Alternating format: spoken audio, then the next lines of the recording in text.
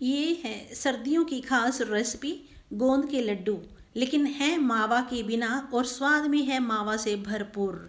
अगर आप इसकी रेसिपी जानना चाहते हैं तो मैं उषा तनेजा आपका वेलकम करती हूँ यूट्यूब चैनल उषा तनेजा उत्सव पर। आज की रेसिपी जो है वो है बिना मावा के गोंद के लड्डू। तो उसके लिए जान लेते हैं कि सबसे पहले क्या करना है। आपको ये छोटी कटोरी जो डिनर सेट की होती है, छोटी कटोरी 2 कटोरियाँ भर के आटे की लेनी है। गेहूं का आटा ही लेना है आपको।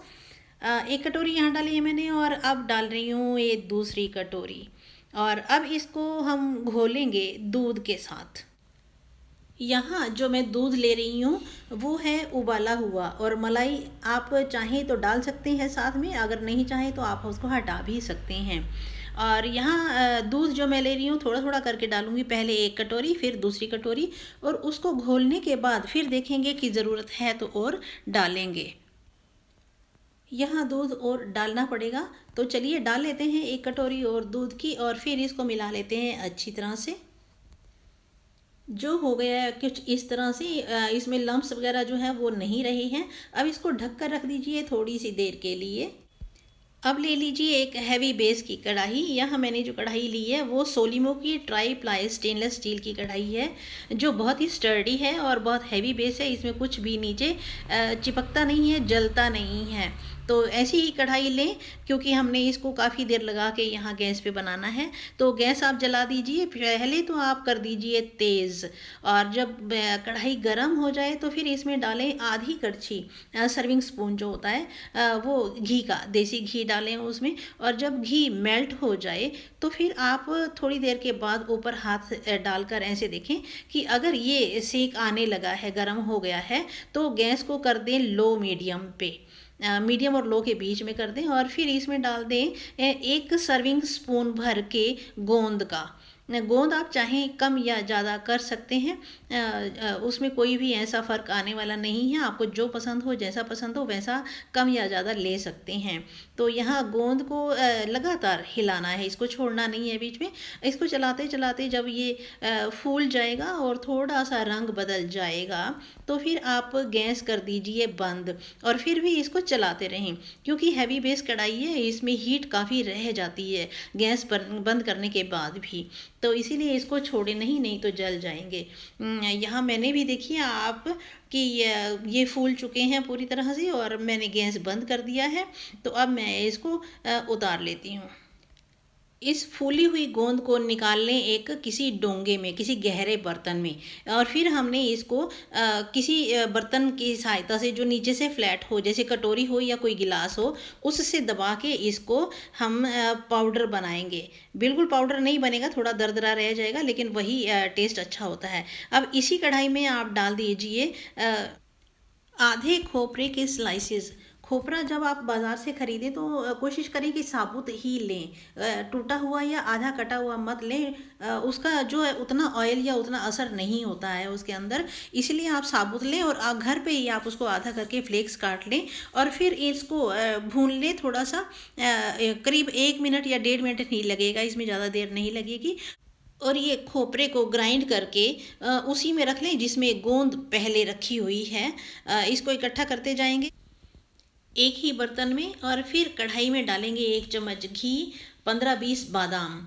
इसको लो मीडियम फ्लेम पे ही रखना है लगातार आपको।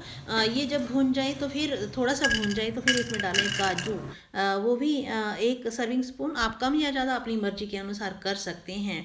और ये हल्का सा भून जाए फिर इसके बाद डालें आप इसमें पम्पकिन सीड्स, पेठे के बीज, वो भी उतनी ही क्वांटिटी है।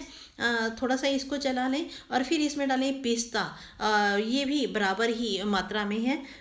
इन सबको भून लें, और थोड़ा सा जब इनका रंग चेंज हो जाए तो फिर इसमें डालें आप खरबूजे के बीज। वो सबसे लास्ट में डालें, क्योंकि मैंने आपको उसी तरह से बताया है जैसे जैसे इनको भुनने में टाइम लगता है। किसी चीज़ को कम लगता है, किसी को ज़्यादा लगता है, इस बात का आप ध्यान रखें। अगर आप कोई चीज़ पहले डाल देंगे, जल्दी भुन जाएगी तो वो काली हो जाएगी, जल जाएगी। तो इसीलिए आप ये जब भून जाए तो गैस बंद कर दें, या एक कटोरी में सॉरी उसमें ग्राइंडर में निकाल लें इनको, और ग्राइंडर में ग्राइंड करके फिर आप उसी में ही इकट्ठा कर दें जिसमें पहले से आपने गोंद और बाकी चीज़ें रखी हुई हैं। अब फिर से गैस जलाएं लो मीडियम पे, कढ़ाई गरम हो जाएगी। तब तक आप खसखस ले लें, वो भी एक सर्विंग स्पून के बराबर ही है भरी हुई। ये भी आप कम ज़्यादा कर सकते हैं। और ये देखिए एक कटोरी का 1/4 हिस्सा ही है। अब इसमें घी डाले बिना उसी कढ़ाई में ही इसको भून लें।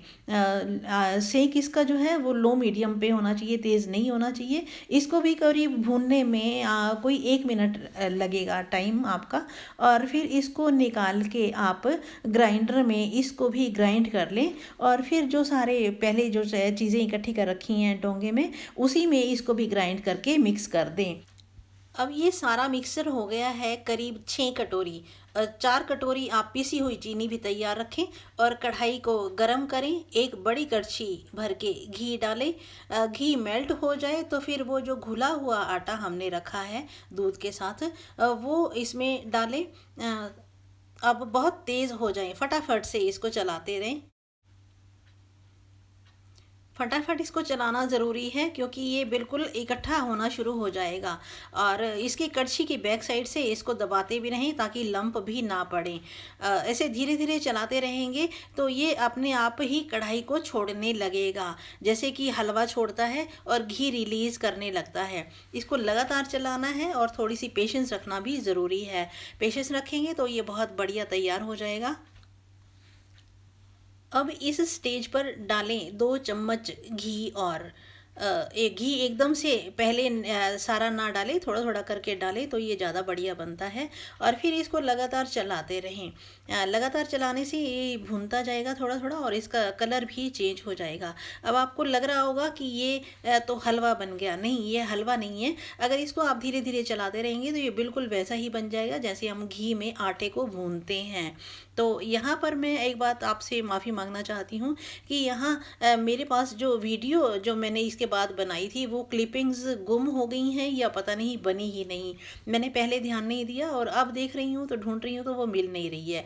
तो यहाँ बिल्कुल भुरभुरा सा हो गया था ये चलाते चलाते। और फिर इसमें मैंने सारा वो मिक्सचर जो तैयार कर रखा है चीनी के साथ वो इसमें मिक्स कर दिया था। इसको थोड़ा ठंडा होने के बाद, आधा ठंडा हो जाए, फिर इसमें वो सारा मटेरियल मिलाना है।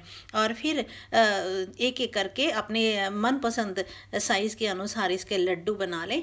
और ये लड्डू गोंद के लड्डू मावे के बिना पर मावे जैसे स्वादिष्ट तैयार हैं। आप खाएं, अपने परिवार को खिलाएं, अपने रिश्तेदारों को खिलाएं। और अच्छा लगे तो मुझे भी थोड़ा बता देना कि कैसा बना। आज के लिए बस इतना ही। मिलते हैं नेक्स्ट वीडियो में किसी नए टॉपिक के साथ। Till then take care, thank you, bye bye, bye bye.